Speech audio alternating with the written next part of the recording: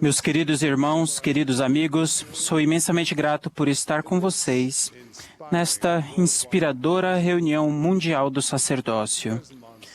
Presidente Monson, agradecemos por sua mensagem e por sua bênção. Sempre levaremos a sério suas palavras de orientação, seu conselho e sua sabedoria. Nós o amamos e o apoiamos, e sempre oramos por você. O Senhor é nosso amado presidente e profeta do Senhor. Nós o apoiamos e o amamos. Há quase 2 décadas, o Templo de Madrid, Espanha, foi dedicado e começou a funcionar como uma casa sagrada do Senhor. Harriet e eu nos lembramos bem porque, na época, eu estava servindo na presidência da área da Europa, na época. Com muitos outros irmãos, passamos inúmeras horas cuidando dos detalhes do planejamento e da organização dos eventos que levaram à dedicação. À medida que a data da dedicação se aproximava, notei que ainda não tinha recebido um convite. Isso foi um tanto inesperado.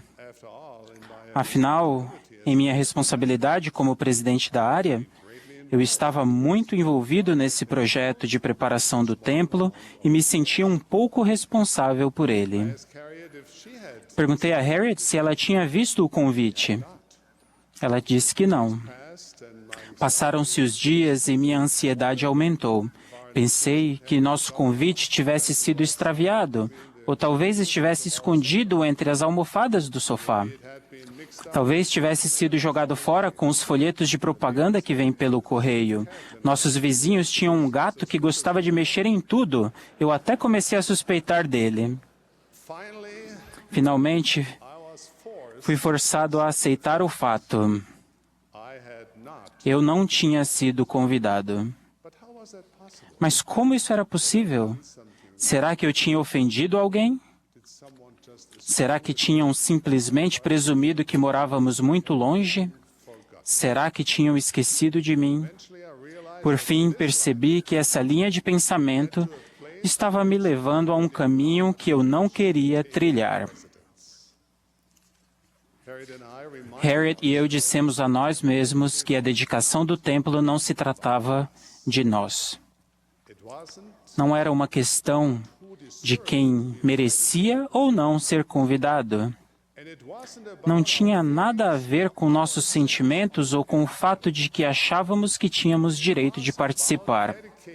Tratava-se da dedicação de um edifício sagrado, um templo do Deus Altíssimo. Era um dia de alegria para os membros da igreja na Espanha. Se eu tivesse sido convidado a participar, teria ido com muito prazer. Mas se não fosse convidado, minha alegria não seria menos profunda. Harriet e eu nos alegraríamos de longe com nossos amigos, nossos amados irmãos e irmãs, mas à distância. Louvaríamos a Deus por essa maravilhosa bênção com o mesmo entusiasmo, quer estivéssemos em nossa casa em Frankfurt, quer estivéssemos em Madrid. Entre os 12 que Jesus chamou e ordenou, havia 2 irmãos, Tiago e João. Vocês se lembram do nome que ele deu aos 2? Filhos do Trovão. Não se recebe um nome como esse sem uma razão especial. Infelizmente, as Escrituras não nos dão muitas explicações sobre a origem desse nome. No entanto, temos pequenos vislumbres da personalidade de Tiago e de João. Eles eram os mesmos 2 irmãos que sugeriram fazer descer fogo dos céus sobre uma aldeia em Samaria por não terem sido convidados a entrar no vilarejo. Tiago e João eram pescadores, provavelmente não muito refinados, mas acredito que eles conheciam bastante sobre os elementos da natureza. Certamente eram homens de ação. Em certa ocasião, enquanto o Salvador se preparava para fazer sua última viagem a Jerusalém, Tiago e João aproximaram-se dele com um pedido especial. Talvez um pedido digno do apelido que receberam. Queremos que nos faça o que pedirmos, disseram eles.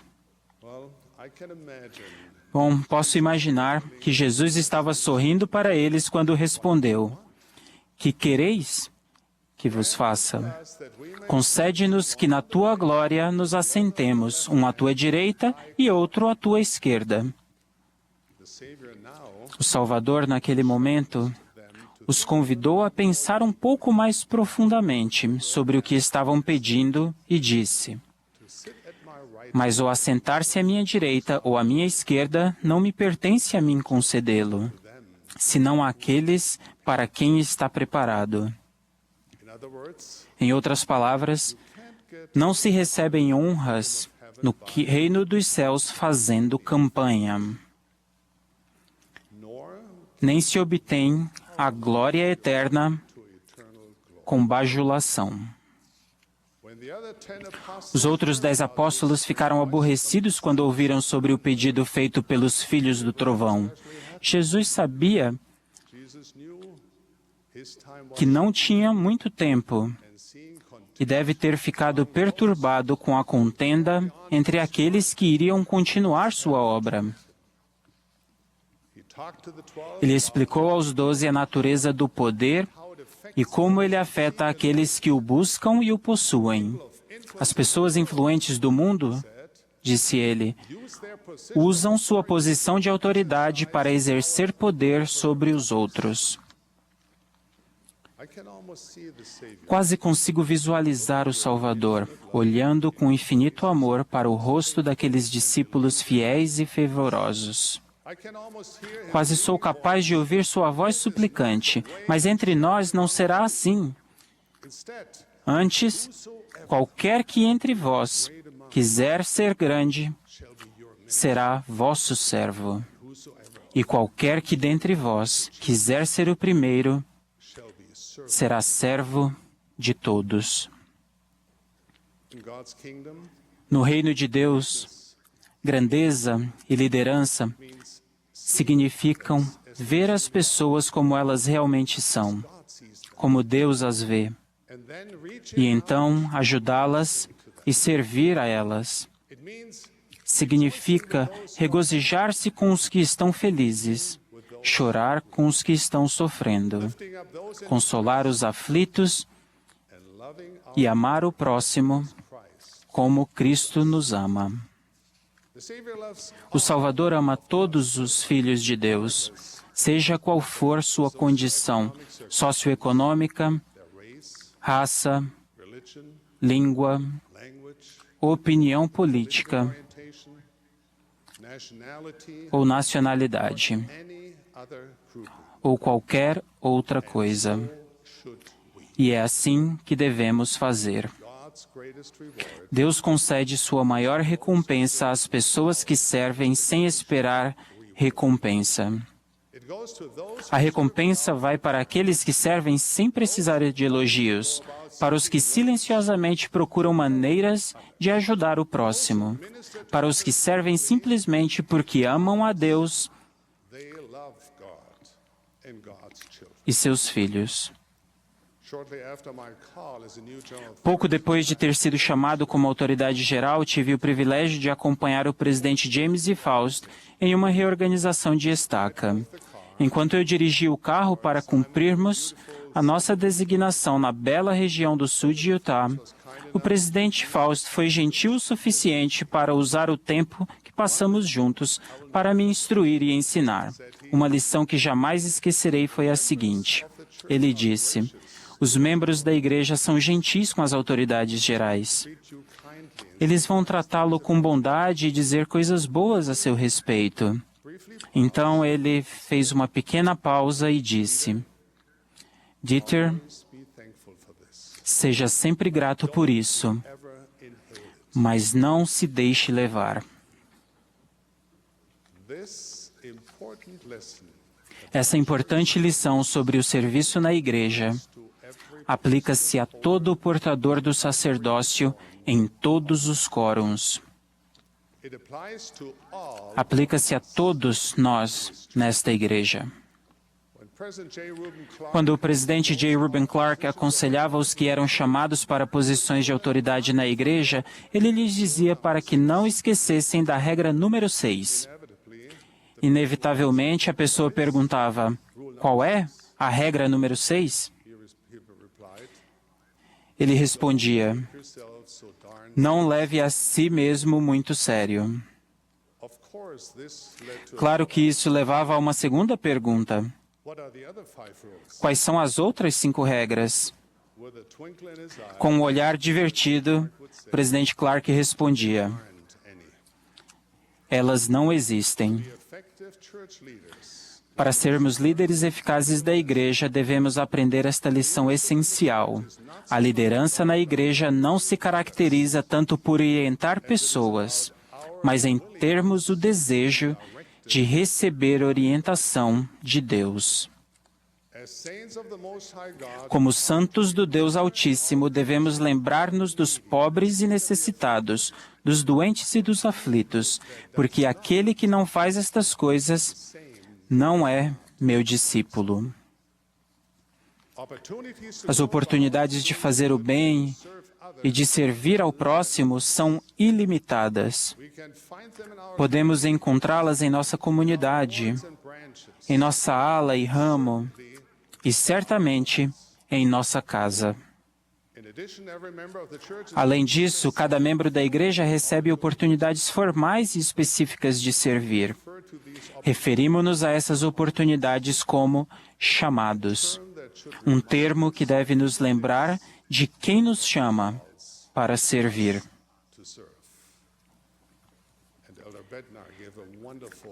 E Elder Bednar deu uma maravilhosa mensagem hoje sobre isso, especialmente para os nossos rapazes e moças que vão servir como missionários do Senhor. Se considerarmos nossos chamados como oportunidades para servir a Deus e ajudar ao próximo com fé e humildade, cada ato de serviço será um passo no caminho do discipulado. Dessa forma, Deus edifica não apenas sua igreja, mas também seus servos. A igreja foi concebida para nos ajudar a tornar-nos verdadeiros e fiéis discípulos de Cristo, bons e nobres filhos de Deus. Isso acontece não apenas quando vamos às reuniões e ouvimos os discursos, mas quando pensamos no próximo e o servimos. É assim que nos tornamos grandes no reino de Deus. Aceitamos os chamados com dignidade, humildade e gratidão. Quando somos desobrigados desses chamados, aceitamos a mudança com a mesma dignidade, a mesma humildade e mesma gratidão. À vista de Deus, não há nenhum chamado no reino que seja mais importante do que outro.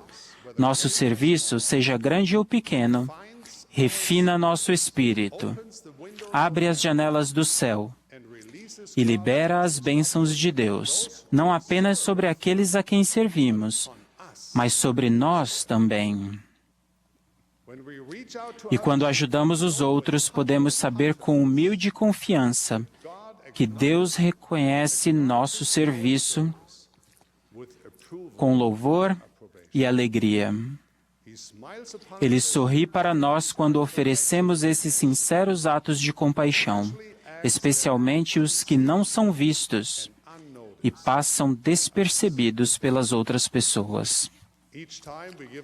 Cada vez que damos de nós mesmos ao próximo, ficamos mais perto de nos tornarmos bons e verdadeiros discípulos daquele que deu tudo por nós, nosso Salvador. No aniversário de 150 anos da chegada dos pioneiros no Vale do Lago Salgado, o irmão Myron Richins estava servindo como presidente de estaca em Hennifer, Utah. A celebração incluía uma reconstituição da passagem dos pioneiros por sua cidade. O presidente Richins estava profundamente envolvido com os planos para a celebração, participando de muitas reuniões com autoridades gerais e com outras pessoas para discutir os eventos. Pouco antes da celebração acontecer, a estaca do presidente Richins foi reorganizada e ele foi desobrigado. Em um domingo subsequente, ao participar da reunião do sacerdócio na ala, os líderes pediram voluntários para ajudar na celebração. O presidente Richins, com outros irmãos, levantou a mão e recebeu instruções para vestir roupas de limpeza, vir com sua picape e trazer uma pá. Finalmente, a manhã do grande evento chegou e o presidente Richins apresentou-se para seu serviço voluntário. Apenas algumas semanas antes, ele tinha sido um contribuinte influente para o planejamento e a supervisão deste grande acontecimento. Naquele dia, no entanto, seu trabalho era ir atrás dos cavalos no desfile e limpar a sujeira que eles fizessem. O presidente Richins fez isso de bom grado. Ele entendia que um tipo de serviço não está acima de outro. Ele conhecia e praticava as palavras do Salvador. O maior dentre vós será vosso servo. Algumas vezes, como os filhos do trovão, desejamos posições de proeminência, esforçamo-nos para receber reconhecimento, procuramos liderar e deixar uma contribuição memorável. Não há nada errado em querer servir ao Senhor, mas quando procuramos ganhar influência na igreja para benefício próprio, para receber o louvor e a admiração dos homens, recebemos a nossa recompensa. Quando nos deixamos levar pelo louvor das outras pessoas, esse louvor será a nossa recompensa. Qual é o chamado mais importante da igreja? É o que você tem atualmente. Não importa quão humilde ou proeminente possa parecer, o seu chamado atual é o que lhe permitirá não só ajudar ao próximo, mas também tornar-se um homem de Deus para cumprir o propósito de sua criação. Meus queridos amigos e irmãos no sacerdócio, magnifiquem seu chamado. Paulo ensinou aos Filipenses: nada façais por contenda ou por vanglória, mas por humildade. Cada um considere os outros superiores a si mesmo. Buscar a honra e a celebridade na igreja, à custa do serviço verdadeiro e humilde para com os outros, é igual à troca feita por Esaú. Podemos receber uma recompensa terrena, mas ela vem com um grande custo: a perda da aprovação celestial. Sigamos o exemplo de nosso Salvador, que foi manso e humilde, que não buscou o louvor dos homens, mas veio para fazer a vontade de seu Pai. Sirvamos humildemente ao próximo, com energia, gratidão e honra. Mesmo que nossos atos de serviço possam parecer humildes, modestos ou de pouco valor, aqueles que ajudam os outros com bondade e compaixão vão conhecer um dia o valor de seu serviço pela eterna e abençoada graça do Deus Todo-Poderoso. Meus queridos irmãos, meus amigos, espero que meditemos, compreendamos e vivamos esta importante lição da ministração do sacerdócio.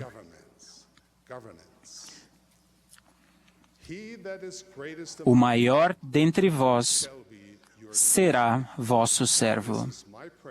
Essa é minha oração e bênção. Em nome de Jesus Cristo. nosso Redentor Jesus Cristo. Amém.